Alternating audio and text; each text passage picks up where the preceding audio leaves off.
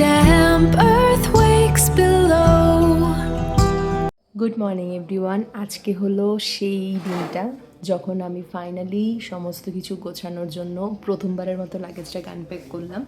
ভাবা আমি কতটা ল্যাথখোর, আমি অনলাইন থেকে অর্ডার দিয়ে এখন অবধি একবারও দেখিনি যে কেমন কী হবে। আমার পুরোটাই ট্রাস্ট ছিল যে ভালো হবে বা এরকম কিছু, তাও একটা মানুষের ভয় থাকে। আমার কি বলবো আর, এই জিনিসগুলো সত্যি একদমই ভালো না। তো আজকে হচ্ছে রবিবার, আমার আগামীকাল বেরোনো। তো এখন লাগেজটা খুলে দেখলেন না, মোটামুটি ঠিকই আছে। তো এবার এটাকে ফিল করা হোক। চলো, ট্রিপ থেকে ঘুরে এসে প্রথমবারের মতো ভয়েস ওভারটা দিচ্ছি। হ্যালো এভরিওয়ান, আশা করি সবাই ভালো আছো এবং সুস্থ আছো। শর্ট ভিডিওগুলো, শর্টস ব্লগগুলো তোমরা অনেকটা বেশি পছন্দ করছো, যেটা দেখে আমার অনেকটা বেশি ভালো লাগছে। একটু গাড়ির আওয়াজ হচ্ছে, সেটা আমি যে ভিডিওটা আছে সেটার ভয়েসটাকে একদম 0% না করিয়েই রেখেছি, যাতে আমি ওই ফিলটা তোমাদেরকে একটু হলেও অনুভব করাতে পারি। চলো একে একে সমস্তটা তো গুছিয়ে নিচ্ছিলাম, অ্যান্ড নিজে একা একা এত সুন্দর প্যাকেজিং করতে পারবো রিয়েলি আমি প্রথমে ভাবতে পারিনি। চেনটা অবধি আটকাতে কারো হেল্প নিইনি। মেয়ে বড় হয়ে গেছি, সত্যিই বড় হয়ে গেছি। তারপর অনেকটা টায়ার্ডনেস, নিজেকে বোঝালাম যে চলো অনেক টায়ার্ড হয়ে গেছো, চলো এবার ঘন করে দুধ চা দিয়ে একটু ওরিও বিস্কিট খেয়ে নাও। যদিও দুধ চাটাও একদমই ঘন হয়েছিল না। ডান। ওই যে এই সব কটা আমারই প্যাক করা। লাগেজটার ভীষণ ভালো হয়েছে। আমি ফ্লিপকার্টকে বরাবরই বিলিভ করে আসি, আর তারা সত্যি আমার বিলিভ রাখেন। এই ব্যাগটা এবার নিচে আমি খুব কনফিউজ ছিলাম যে এই ব্যাগটা নেবো কি না গ্রিন কালারের ব্যাগটা নেবো, বাট ভাবলাম যে না, এটাই নিই। আর খুব সুন্দর যাচ্ছে। আর লুকগুলো যখন দেখবে না, তোমরা বুঝতে পারবে যে আমি কেন এই ব্যাগটা চুজ করেছি। কারণ আমার এবারের লুকগুলো ভীষণ ভীষণ সফট লুক আমি ক্রিয়েট করব।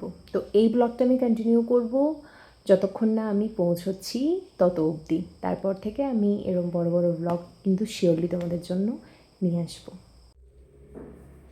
তো এখন বাজে 4:30 অ্যান্ড বাইরের অবস্থা জাস্ট এরকম। আর আমি এখন রেডি হতে চলেছি বেরোনোর জন্য। তো অলরেডি অনেকটাই লেট হয়ে গেছে। আমি ভেবেছিলাম তাড়াতাড়ি করে বেরোবো। তো এখন 5টা বাজতে আর 10 মিনিট মতো বাজে। তো চলো বেরোনো যাক। আমার শিয়ালদাতে ট্রেন হচ্ছে 6:30 থেকে, 6:30টায়। অ্যান্ড আমি এখান থেকে ট্রেন ওই 5টার মধ্যেও স্টেশনে পৌঁছে যেতে হবে আমাকে, অ্যাট এনি কস্ট 5টা থেকে 5:10 মধ্যে। সো চলো এখন বেরোনো যাক। এই ব্লগটা কন্টিনিউ হচ্ছে, দেখতে থাকো। কীভাবে যাই না যাই, কী করি না করি, সব কিছু কিন্তু এই ব্লগের মধ্যে থাকবে। চলো টাটা।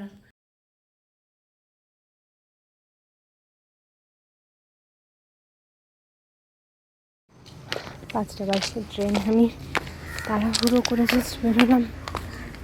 ও তাড়াতাড়ি যেতে হবে এখন। ভাই আর বাবা মিলে নিয়ে আসলো। ভাই আবার লাগেজটা পারও করে দিল।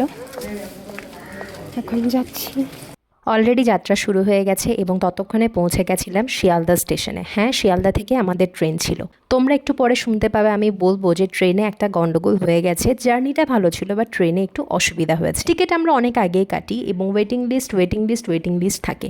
বাট যা হয়, টিকিট যেহেতু অনেকগুলোই কাটা হয়েছিল, অনেক কটা টিকিটে মোটামুটি আরএসি হয়ে গেছে। বাট বেচারি আমার টিকিটটাই না আরএসি হলো না কনফার্ম হলো। আমাকে সেই ওয়েটিং লিস্টের তালিকায় নিজের নামটা রেখে ছুটে চলতে হলো মেঘালয়ের উদ্দেশ্যে। Bad luck. সো আমি লিটারেলি ঘুমিয়ে গেছিলাম। উঠে থেকেই পুরি সবজি বা সামথিং এগুলো খেলাম, অ্যান্ড চিপস এগুলোই খাচ্ছি। জানি না কখন যাবে কি না যাবে, কখন পৌঁছবে। আমাকে এখন একটু ঠিকঠাক লাগছে সকাল থেকে। সকালে ভীষণ টায়ার্ড লাগছিল। তো এগুলো ইগনোর করো, এগুলো আসবে। মোটামুটি ট্রেন ঠিক আছে, ভালোই চলছে, বাট আমার কেন জানি না মনে হচ্ছে একটু স্লো চলছে। আর একটু ফাস্ট হলে মেবি আর একটু ভালো হতো। নিচ থেকেও বলে উঠে আসলাম কেন, কারণ একটা প্রবলেম হয়েছে, যেটা আমি পরে বারে গিয়ে তোমাদের সাথে বলবো যে এক্স্যাক্টলি কী প্রবলেম, কারণ ওটা এরকম আওয়াজে বললে তোমরা বুঝতে পারবে না। সো চলো দেখা যাক আর কী করি না করি। আর এমনি মোটামুটি ঠিকই আছে সব। তো চলো দেখা যাক কখন পৌঁছাই। সারাদিন ধরে যা যা খাবো না খাবো সেগুলো শর্ট ভিডিওতে তোমরা দেখতেই পাবে, তাই দুপুরবেলা আর কোনো ধরনের কোনো লাঞ্চ করিনি, এগুলো খেয়ে কাটিয়ে দিয়েছি। আমি জানি না কতটা খেতে পারবো, ভাগ চোখ মিলে সবাই খাবো ভাগ চোখ করে। সো চিপস চিপস খেয়েছি যেহেতু ভিডিওতে দেখেছো, আর কোনো খিদে নেই, তাই এটাই হচ্ছে দুপুরের লাঞ্চ। আর এই যে সাইড আপারে যুদ্ধ করে কোনো রকমে বসে রাত্রেবেলা একটা বিরিয়ানি খেলাম। ফোনটা আমি হয়তো উল্টোটা ধরেছি, আমি ঠিক জানি না কীভাবে ধরেছি না ধরেছি। টাইম হচ্ছে 9:11, যাই হোক দাঁড়াও, টাইম হচ্ছে 9:11। ওই যে চিকেন বিরিয়ানি শুনতে পাচ্ছি, ওটাই এখন খেলাম। আর সিটে একটু প্রবলেম হয়েছে, ওটা তো বললাম। তো এই যে উপরের দিকেই কোনো রকমের সিটে শুটে বসে আছি। আর এখন 9:11 তো বাজে, তো 1-2টার মধ্যে মেবি গুয়াহাটি নেমে যাবো, তারপর শুরু হবে আসল ঘোরাঘুরি। But the journey was good, জার্নিতে কোনো প্রবলেম হয়নি, সব কিছু ঠিকঠাক ছিল।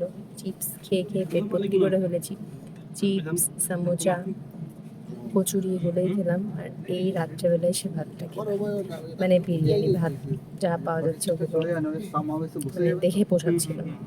বিরিয়ানিটাও ঠিকঠাক ছিল, যাই হোক। তো চলো ফাইনালি গুয়াহাটিতে। অবশেষে গুয়াহাটি ঢুকে গেছিলাম।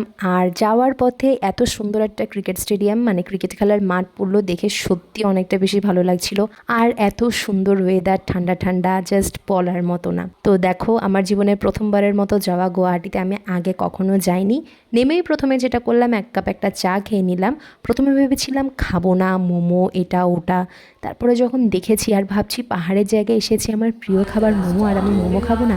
রাত 4টের সময় আমি মোমো খেয়েছি, জাস্ট ইম্যাজিন। তারপর আমরা ভাবছিলাম গুয়াহাটির লঞ্চে একটু ওয়েট করব, কারণ আমাদের যিনি কাকু ছিলেন, ড্রাইভার কাকু, উনি একটু আসতে দেরি করছিলেন। আর কাকুকে নিয়ে অনেক কথা বলার আছে, যেটা পরের ভিডিওতে আমি তোমাদের সাথে শেয়ার করব। আর এই যে গাড়িতে উঠেছিলাম অন্ধকার থাকতে থাকতে, এবং গাড়িতেই আমরা সূর্যোদয়টা দেখি পাহাড়ের সাথে। বিশ্বাস করবে না, আমার জীবনের সব থেকে সেরা মুহূর্ত। 20-22 বছরে আমি এত সুন্দর মোমেন্টস, এত সুন্দর মুহূর্ত আগে কখনো দেখিনি। পরের ভিডিওগুলোতে আমি তোমাদের সাথে সবটা শেয়ার করব, কী ধরনের এক্সপিরিয়েন্স হয়েছে, কী না হয়েছে। এবং একটাই কথা বলবো, জীবনে যতই যাই হয়ে যাক না কেন, যদি ভগবান তোমাকে সামর্থ্য দেয়, সময় দেয়, ইচ্ছা শক্তি দেয়, জেদ দেয়, জোর দেয়, একবার হলো পাহাড় সমুদ্র এই দুটো জায়গায় ঘুরে এসো। নতুন ভিডিও খুব শীঘ্রই আসছে, এবং কী করলাম না করলাম এই কটা দিন সবটাই তোমাদের সাথে শেয়ার করব। বাই।